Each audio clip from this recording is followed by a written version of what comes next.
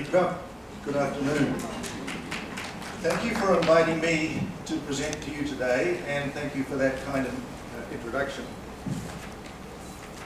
I was given this topic of pre-harvest management effects on post-harvest quality of horticultural products. And I thought that's going to be an easy topic to talk to. But the reality is that most of you in this room are post-harvest people, and you work on post-harvest issues, and I'm a pre-harvest person, and I work on pre-harvest issues. And very seldom do we cross the line and work in each other's field. So I'm hoping today that this presentation will challenge you as post-harvest people to think about what happens to the products that you receive that you do your research on, and that you apply your techniques to.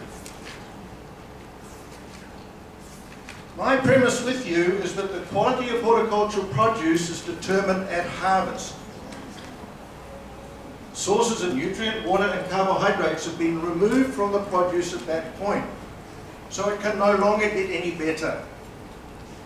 As post-harvest people, your storage and handling methods can only prolong and not enhance the quality of fresh produce through the sequential processes of maturation, ripening and senescence.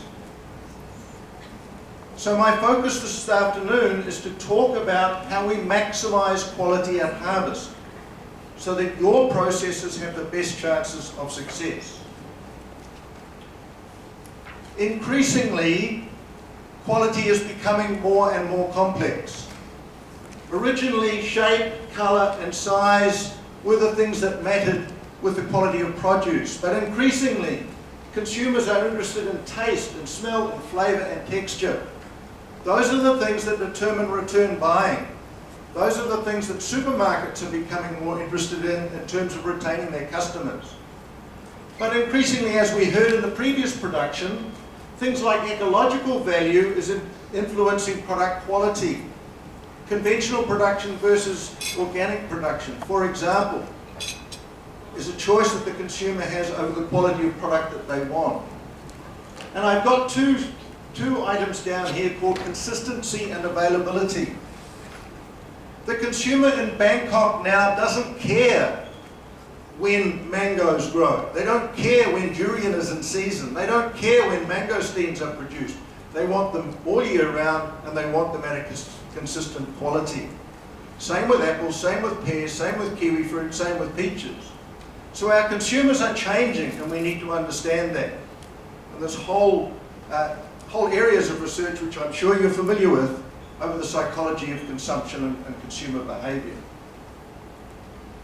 As scientists, we define quality quite differently to consumers. We use instruments to do that, and we look at very precise ways of determining quality, from our physical measurements through to expert sensory panels and looking at nutritional value and economic value.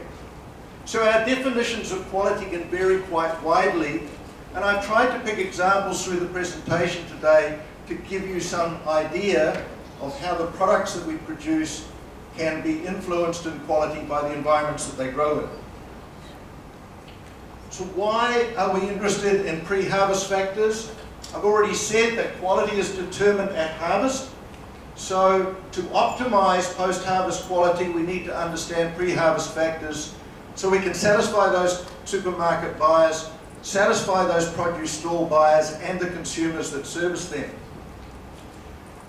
The quality that we get at harvest can influence the options that you have for post-harvest storage and handling. They can impact back on choices for crop management, and I'll show you an example on apples how that's been very dramatic during my lifetime. Looking ahead to climate change, we need to understand pre-harvest factors on quality if we're to manage changes in the environment. And importantly, from your point of view, and I'll challenge you in one or two areas quite significantly on this, you need to understand more about pre-harvest factors if your post-harvest experiments, if the design of your research and the choices that you have with that are to be informed. So there's something in this talk for all of you. Just to remind you, supply chain from the seed production that we've just heard about right through to the consumer and indeed dealing with waste. I'm going to be talking about this little piece here, up to and including harvesting.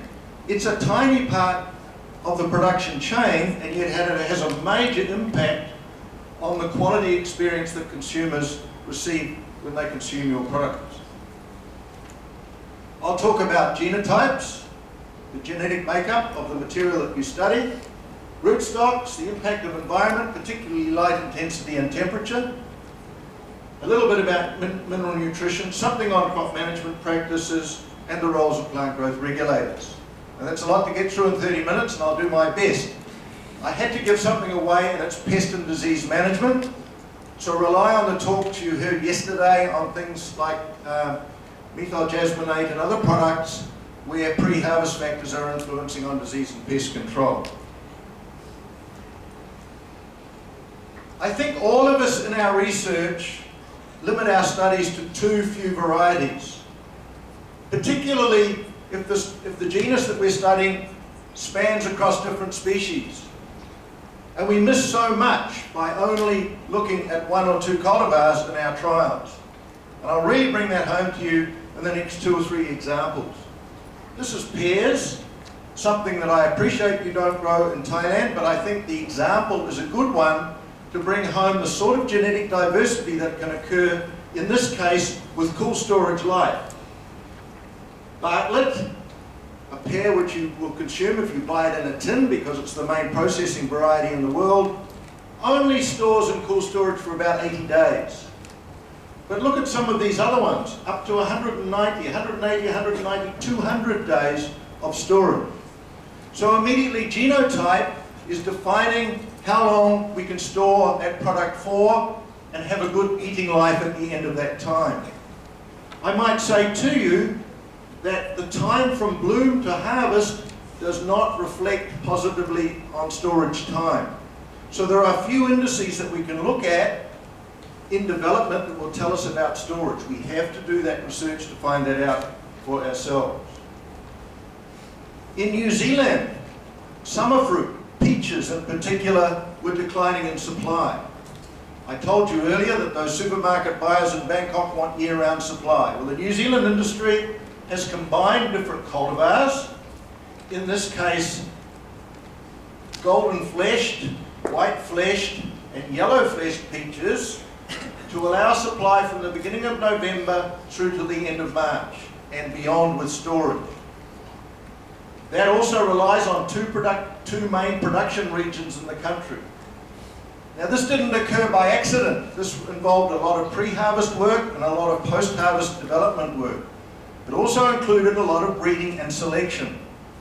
But I wonder in your tropical environments and subtropical environments whether you are doing enough improvement to get rid of those gluts that I see on the market with crops like mangosteen, rambutans, and even in fact durian.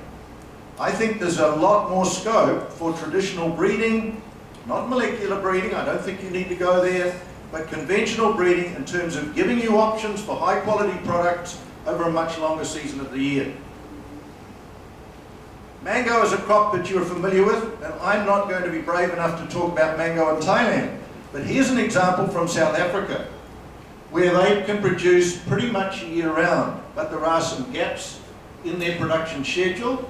And they've imported cultivars from Israel and from Australia, as well as doing their own breeding, to give them year-round supply of high-quality product acceptable to consumers on that market. Not just for consumption in South Africa, but for export to Europe. I wonder again whether the range of cultivars that you have for mango in Thailand is as great as it might be in terms of to have the choice available to consumers year-round at high quality. Something for you to think about. Now many of you are beginning to work on nutraceuticals and health benefits in crops. And you will harvest fruit from the market, or you buy fruit from the market or from the farmer, and you'll study that. Typically on about one cultivar, right? This is melon, and this is beta-carotene levels, going, just so you understand, from 0 to about 25 units, and antioxidants from about 500 up to 2,000 units. So, depending on how you want to explain that, at least a fourfold shift, and in this case, similarly. But look at the variation among cultivars for each of the beta-carotene and the antioxidants. Now, you probably also sow the crop once and harvest it and look at it. Here is the variation pulled across cultivars for beta-carotene and for antioxidants for 3 sowing days. And with some cultivars, the variation is enormous as influenced by sowing day. And it didn't matter what the colour of the melon was, whether it was orange, green or white, as to what the value of beta-carotene and antioxidants were, surprisingly. So you couldn't look at the melon and predict what its biological activity would be. You had to do the analyses. But look how limited you are, and think about if you pick the wrong cultivar with very low levels of some of the activities of these compounds. I'm not criticising you for that, I'm saying we all do it. We all work on too few cultivars. And I think these are very good examples to encourage you to think about that when you design your research. Rootstocks. Rootstocks for temperate crops have been developed for more than 100 years, and they're extensively used. Typically, in your tropical crops, you don't use them. But I think you're going to have to think about whether rootstocks will be applicable in some of your tree crops. You are using them in some vegetable crops. They can have a major influence on the chemical makeup, on the quality, on the taste of the products that we produce on the trees worked onto those rootstocks. So here again is pear, and if I just take malic and citric acids, you can see that there's about a 4-fold range in the concentration of those organic acids depending on the rootstock that is chosen. Now, a 4-fold range is going to influence taste markedly. We need to understand that if we graft onto the wrong rootstock, we may have a poor quality item that doesn't sell. Same with citrus. 4 different types of citrus here with Valencia orange, shown here. And sour orange rootstock, which is the preferred rootstock with Valencia, gives you high soluble solids, good fruit size, good flavour, thin peel, which is something that consumers are really looking for, and importantly, the rootstock on itself gives much better storage, that's the sour orange rootstock, than mandarin, lemon or citrange rootstocks. You grow citrus in Thailand, and I'm wondering how much attention is given to looking at the best rootstocks for enhancing quality, particularly on the likes of the mandarins that you grow up around the Chiang Mai area. I want to move on from genotype and rootstock to look at environment. When I started my research career, that was the sort of apple tree that we grew. Very much like a lot of the fruit trees that you currently grow in Thailand.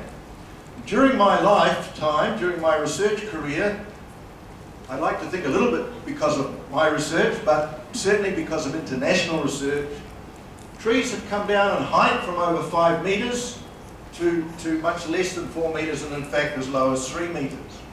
That enhances labour utilisation, reduces labour costs, less ladder work, less time in the orchard harvesting the fruit.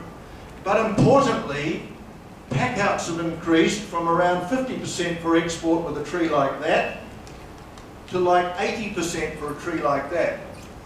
Why? Because colours improve, size is improved, taste is improved. So how's that happen?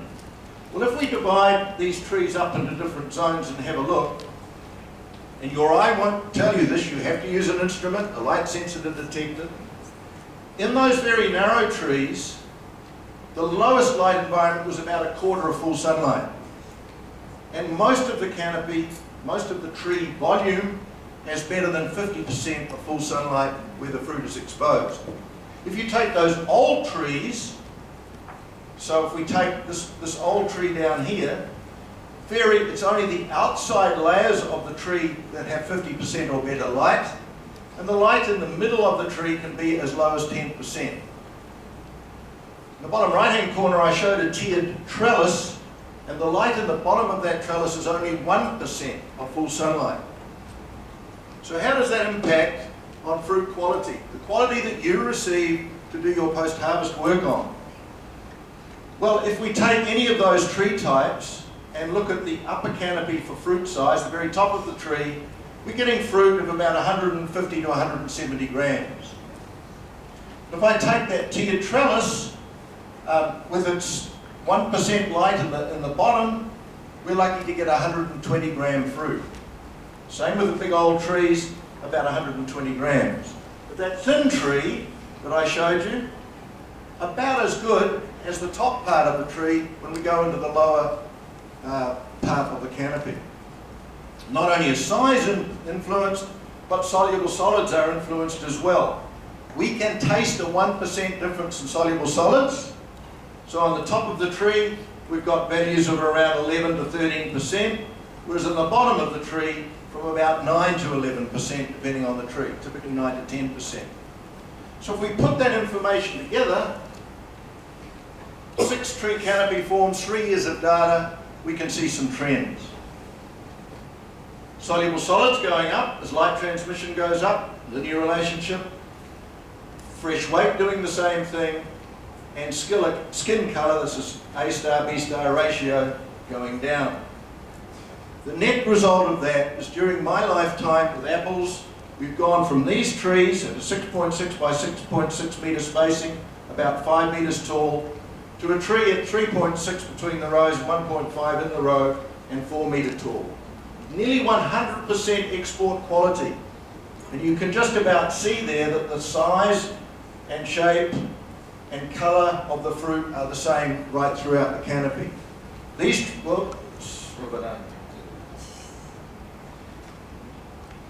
trees take a fraction of the time to harvest than those trees, and because they're only 4 metres tall, the ladder work involved is much less. So think about that in terms of your big tropical trees. You're already doing some of this work with the likes of durian to bring tree size down, but without those controlling rootstocks, those size controlling rootstocks that I mentioned before, it's going to be difficult to get trees of this size. And it's not just apples. If we take stone fruit and look at storage life in different parts of the canopy, we can see that it's at least a week less from the inner part of the tree than from the outer part of the tree. So if we harvest that tree all at once and put everything in one box, we're going to have mixed maturity, and the consumer's going to have a very mixed experience at eating that fruit. So the net result is we've gone from trees that look like trees to these sorts of canopies. Very, very thin, trained on wires, V-shaped, Y-shaped type canopies where the fruit is absolutely uniform, top to bottom, inside to outside. So a major change in the way we're growing fruit to avoid mealiness and internal browning just because we've changed the shape of the tree. Temperature. Temperature has a dramatic effect on fruit development, and it has a dramatic effect immediately after flowering. So I'll be quick. In this case, these red delicious apples had low temperature versus high temperature for the month after flowering. Down the bottom here for 2 months after flowering, everything else was the same. We use special controlled environment rooms for these. Look at the huge difference in fruit size just because of that 1 month after flowering. Once again, we're not just seeing a change in fruit size, but a dramatic change in soluble solids from 11 right through to 15%, and fresh firmness from about 60 to 70 newtons force through to over 115. So that 1 month after flowering in fruit development is having a massive impact on size, on taste, on firmness, on storability through from harvest. Think about that 1 month after flowering, which, if I just go back, so this is 30 days, and we harvested those fruit 110 days later. So that period in here is altering cell division in particular. Cell division is very, very sensitive to temperature, and that's impacting on that post-harvest quality of the fruit that we're producing. Kiwi fruit. I can't not talk to you about kiwi fruit because I come from New Zealand. The impact of temperature on maturity in kiwi fruit was very poorly understood about 20 years ago. Growers were harvesting fruit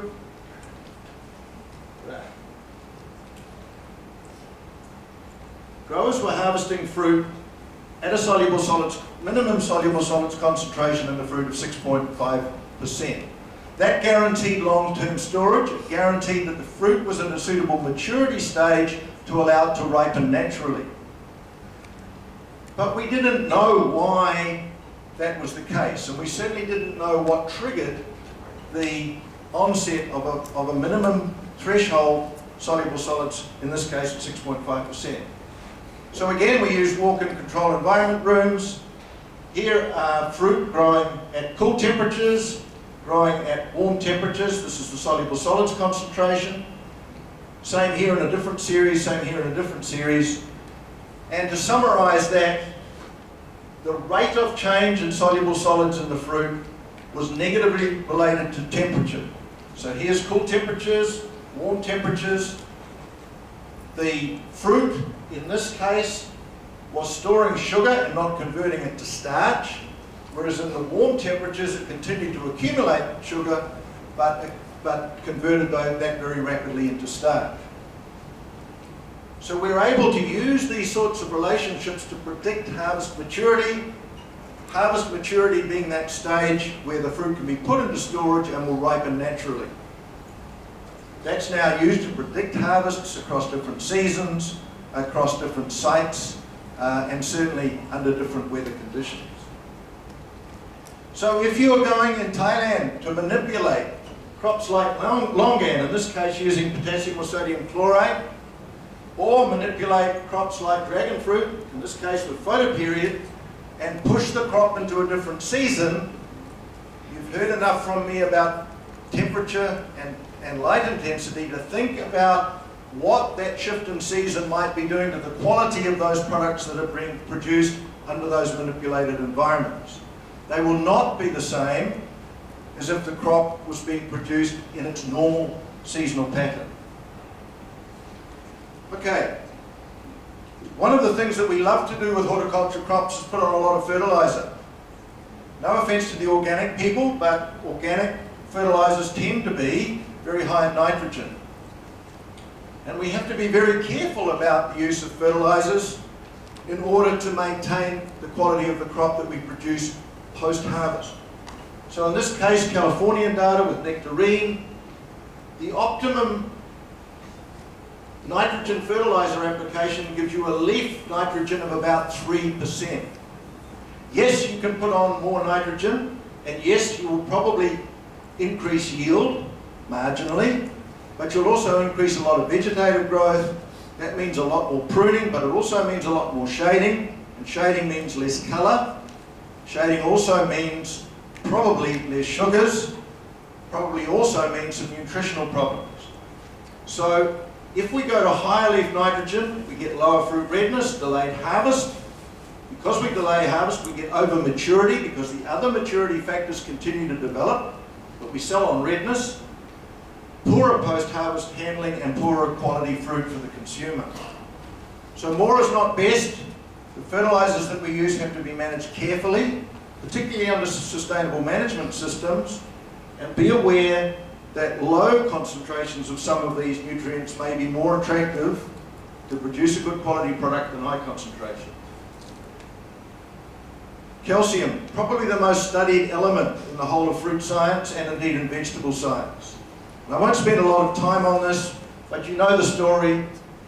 Low fruit calcium at harvest means high bitter pit and other storage disorders. If we have low crop load, we're drawing the calcium away into the leaves, poor fruit. If we have poor spur area around, poor leaf area around the fruit, low calcium. High on the tree, we get a lot of vegetative vigour, low calcium, and so on. So we do understand from other crops how calcium is impacting on quality, post-harvest quality, in this case apple, in this case specifically bitter pit, and we can understand that from some of the crops that you grow as well. crop load effects. This is an interesting one. This is soluble solids concentrate, this is crop load increasing left to right. Fruit weight, as you increase the crop, the individual fruit weight will decline, even though total yield might go up. Consumers tend to like big fruit, so we need to thin to get that big fruit. Soluble solids will be higher with big fruit. Notice here that we've got O. Henry peaches and we've got Mary Glow nectarine.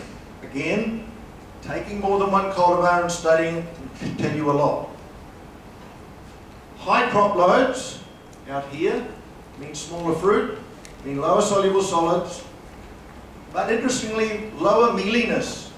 The fruit tastes crisper, the enjoyment by the consumer is greater, and there is less fresh flesh browning during storage.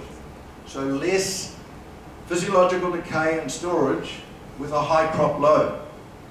So our challenge with summer fruit, our challenge with peaches and nectarines, is to thin the crop to get the ideal size for the consumer, but not to get into high mealiness and high internal breakdown situations with those fruit. So crop thinning becomes important, crop load adjustment becomes important in terms of post-harvest quality. We can enhance the quality of our fruit with other management techniques such as bagging, and we heard a good paper yesterday about that. I don't know whether the person's still in the room, but well done. You were looking at bagging to enhance quality, and that's used extensively, not just for skin colour, not just for skin colour, but for improved skin appearance, for disease control and for pest exclusion. You can also do interesting things with bagging by putting your name on the fruit if you wish to market it that way. Equally, we have techniques like cincturing or girdling and also root pruning to enhance the carbohydrate concentration in the fruit and to reduce the vigour of the tree or the vine.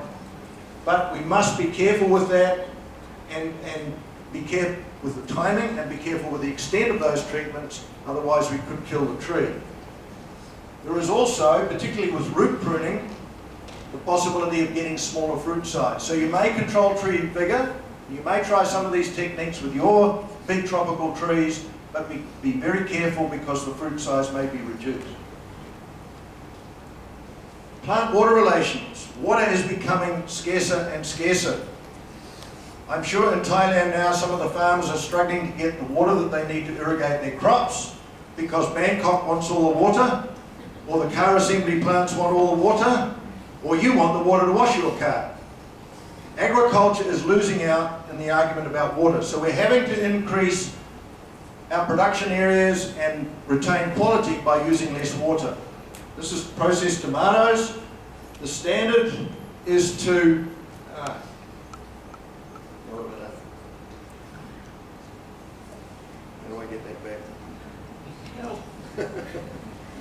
the standard is to withhold water in the last 3 or 4 weeks leading up to harvest. We do that because we want to increase soluble solids. And if you slightly drought stress the crop, then, thank you. If you slightly drought stress the crop, then you can indeed increase soluble solids. So this is the standard commercial practice currently. If you stop irrigating 6 weeks totally, you'll reduce yield. You might increase soluble solids, but your overall harvestable bricks yield for the tomato paste that you want to manufacture will be low. Here is an alternative to that, where deficit irrigation, where you're only providing 16% of the evapotranspiration, can really enhance your total bricks yield. So we can do with 50% less water over 6 weeks instead of 3 weeks, and indeed produce a premium quality with no compromise on yield through that sort of approach. So deficit irrigation is increasingly becoming important around the world with a whole raft of crops, vegetables, tree crops, and indeed flower crops. Same thing with muskmelon. If we apply water and then stop, well ahead of harvest, we can improve soluble solids. Doesn't matter what the type of irrigation is, compared with the control fruit here, which were watered up to 4 days prior to harvest, without compromising fruit weight and without compromising other quality. So we have an opportunity in pre-harvest water management to enhance post-harvest quality of fruits, melons, vegetables, crops across a range. Finally, just a couple of slides about plant growth regulators. Clearly I could give you a whole talk on plant growth regulators. There are many, many studies. But I think one of the most classic cases of the use of plant growth regulators is the application of gibberellic acid on grapes. And this work was done way back in 1959, and it's still standard commercial practice around the world for producing good table grapes. The crop is sprayed 14 days after flowering, when the bunch is barely as long as your finger. And yet, here is the effect that it has at harvest compared with the control. So there's the same zone, just to give you some reference point. The weight of the bunch is increased dramatically. Obviously the length and the width of the bunches are increased. Fresh weight almost doubles. Even though the number of berries, because the shot berries drop, the number of berries are fewer on the GA-treated bunches. So here's a case where pre-harvest, way back just after flowering, one application of gibberellic acid can change the quality, post-harvest quality handling, the consumer quality of that product. Better than that, it enhances disease management because you've opened up the bunch and you get less microenvironment around the berries, less lower moisture, and less botrytis and other rot-type diseases. We also have products like ABG, amino ethoxy vinyl glycine, got there, on apples. Again, applied in this case either 8 or 2 weeks before harvest. We get a marked retention of fruit which would otherwise drop, and on an apple variety like Macintosh that's a serious problem where you're losing half the crop before you even get into harvest it. So the fruit is retained, it has very good firmness, better in fact than the control, very good soluble solids because you can hold on to the fruit longer on the tree so it accumulates more sugars, and the red colour is just as good. On crops like Red Delicious there's less water core, and in crops like Royal Gala less stem end cracking, both of which occur during storage. So 2 very good examples of pre-harvest treatments on post-harvest quality where one application of a plant growth regulator can make a huge difference. So to sum up, there are a lot of pre-harvest factors that influence the quality of the products that you study post-harvest.